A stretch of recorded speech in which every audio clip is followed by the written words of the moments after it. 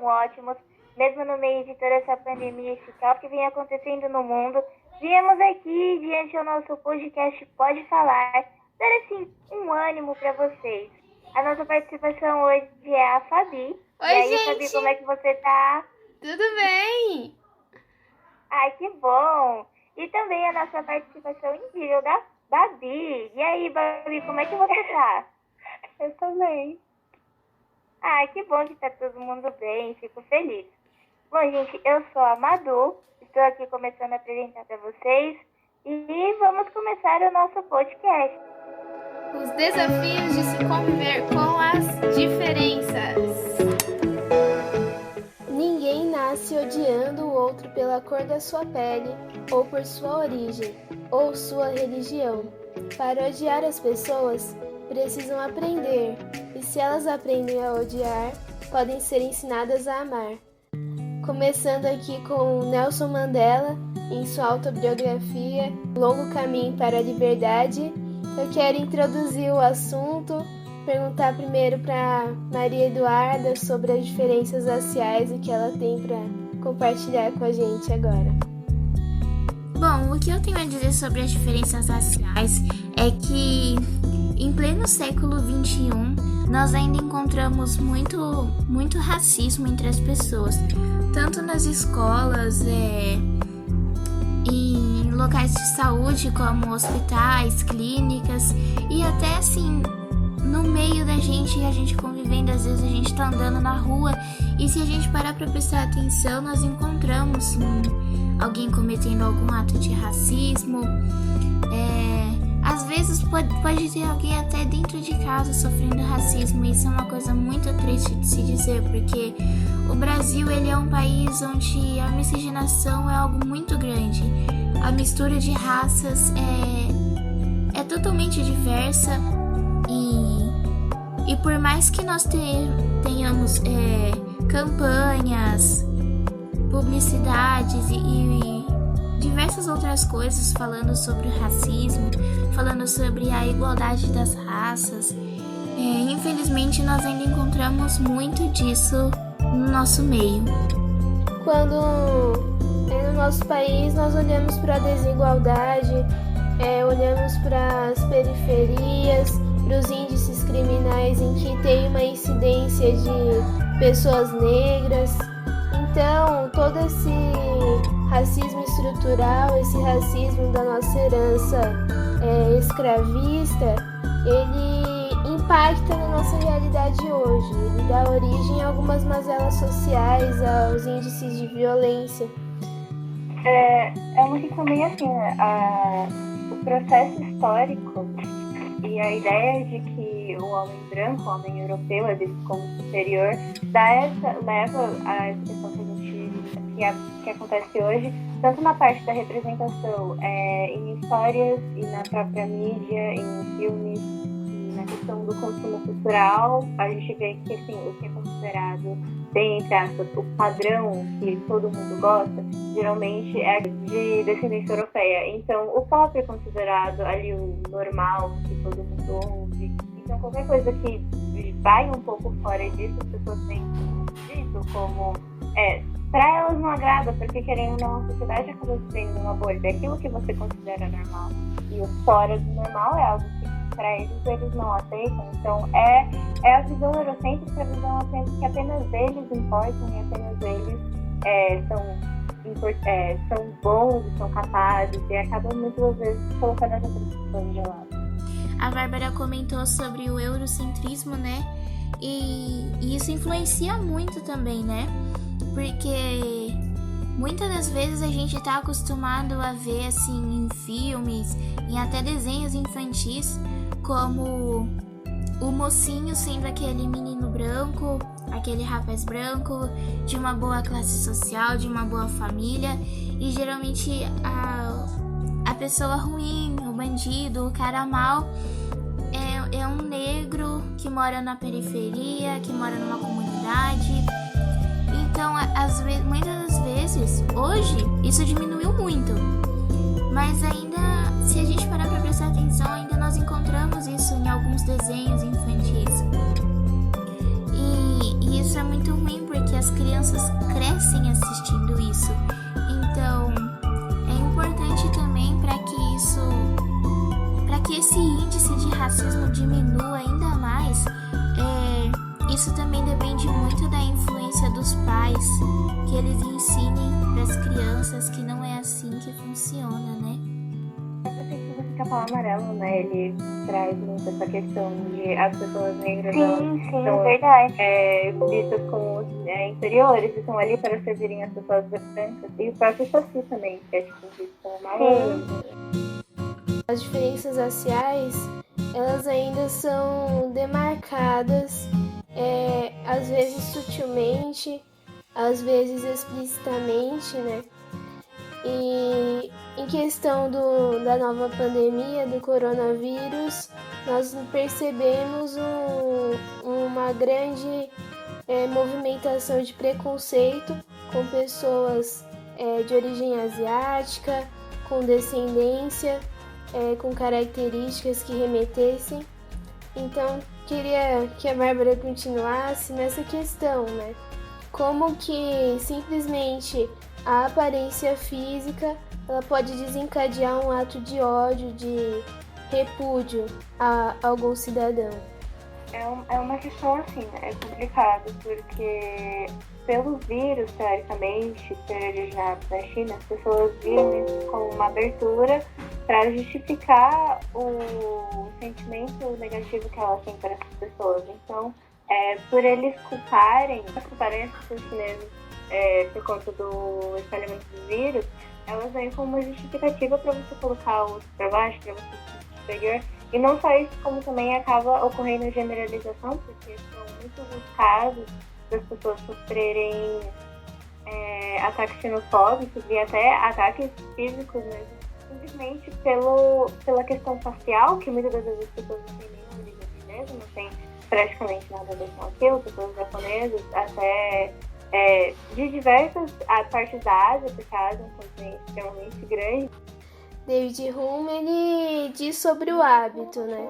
Como ele pode guiar a vida humana, as suas ações, e a perpetuação do hábito de julgar uma pessoa de origem asiática, de origem negra, ou quaisquer que seja, ela muitas vezes se torna um hábito na sociedade, né? Isso acontece muito com a comunidade LGBT, pessoas que se enquadram na sigla LGBTQIA+, e eu queria chamar a Madu para esse diálogo sobre as diferenças. Realmente, né, gente? Com a questão da cultura LGBT também, eles vêm sofrendo muito preconceito. Eu já vi pesquisas e notícias de locais de hospitais, locais de saúde, clínicas, postos de saúde, de as pessoas recusarem atendimento para essas pessoas que pertencem ao grupo LGBT.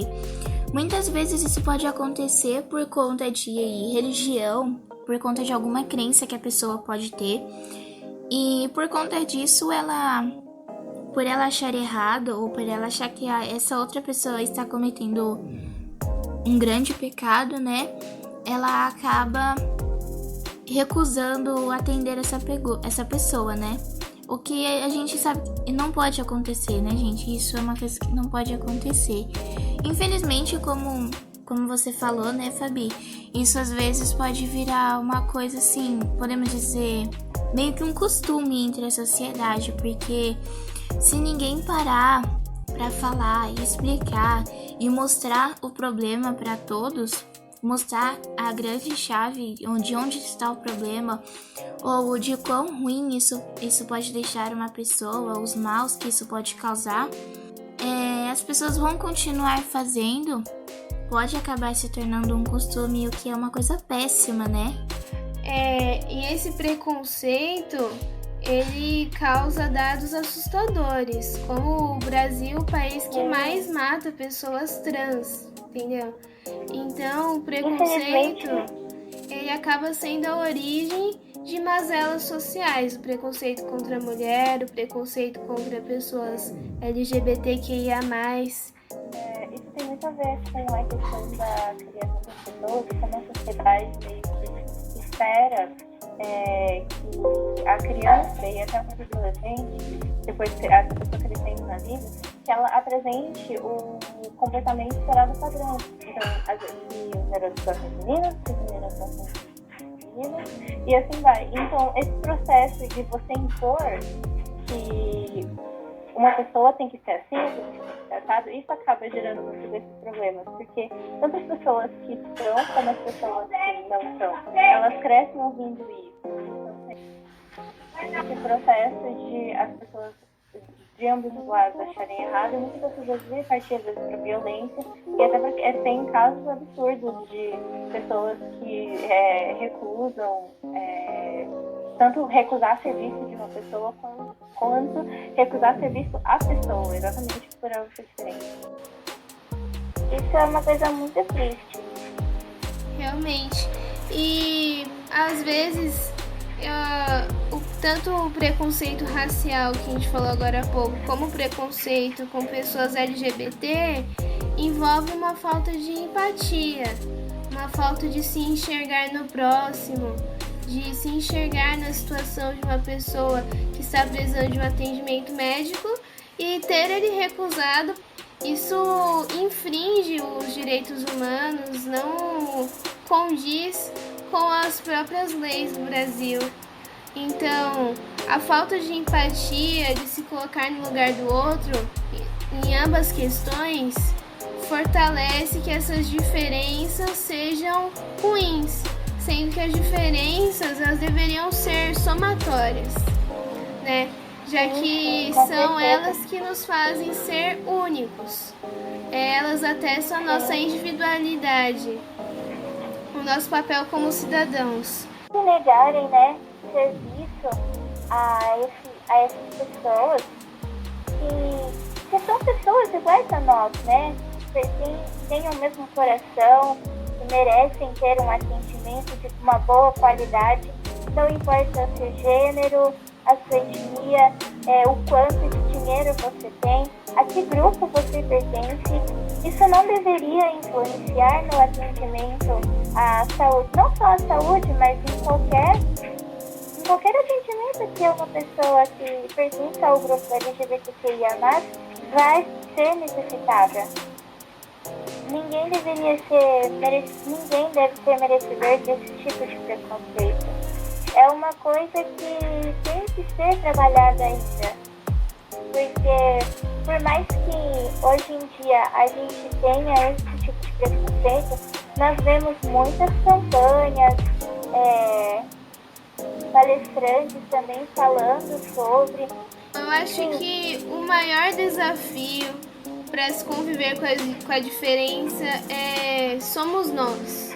Eu acho que é a própria desconstrução dos nossos preconceitos, das nossas opiniões, e eles nunca podem chegar a superar os valores, a vida de alguém, independente de uma opinião pessoal.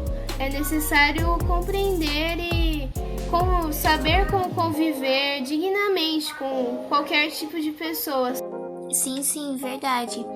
Mas também, hoje nós temos, assim, podemos dizer assim, talvez alguns projetos que tentem trazer isso para se incluir dentro da sociedade, né? Vou dar um exemplo para vocês. Tem no Instagram uma drag queen que usa como nome artístico de Jojo. E ele fez um vídeo interagindo com algumas crianças, fazendo perguntas de como essa criança achava que era o nome dela, se gostava da roupa, onde morava, etc. E alguns pais filmaram as crianças vendo esse vídeo e como elas reagiam. E assim, a gente vê, e é uma coisa assim muito bonitinha ver a inocência de uma criança, como a Fabi falou lá no início do nosso podcast, aquela frase, ninguém nasce odiando alguém, ninguém nasce sendo racista. Isso também vem muitas vezes de alguma criação, de algum costume dentro da família. E quando os pais ensinam as crianças a saberem o que é racismo ou não, a saberem entender se o que aquele coleguinha tá fazendo é bom ou é ruim, elas crescem com um pensamento diferente, né? Elas são o nosso futuro, digamos assim, né? São as novas gerações que nós temos que investir para que isso não venha piorar lá na frente. Eu acho que tudo que vocês já falaram resume bem a questão da importância de você desconstruir, de você conscientizar, principalmente as crianças pequenas, né, que é o processo que, querendo ou não, é mais fácil ela aceitar e ela com aquilo. Então, se você tem desde pequeno a consciência de que cada um é diferente, que você tem que respeitar aquilo, não é motivo de você caçoar alguém ou de você desprezar alguém, isso já ajudaria muito para as futuras gerações e para que os preconceitos e os descasos com outras pessoas. Realmente a educação das crianças, uma educação que envolva figuras de representatividade, aquela criança possa se identificar, figuras que possam encorajar aquela criança a ressaltar a sua individualidade, são primordiais para que no futuro, esperamos que próximo, seja muito mais fácil conviver com as pessoas, independente de qualquer característica que divirja das nossas características, que é o que torna cada um ser único, um ser individual. Então, gente, muito obrigado para todo mundo que acompanhou esse podcast até aqui. Valeu, meninas, por essa conversa incrível. Acho que vocês também vão se despedir. Um beijo, gente. Tchau, gente. Tchau, tchau.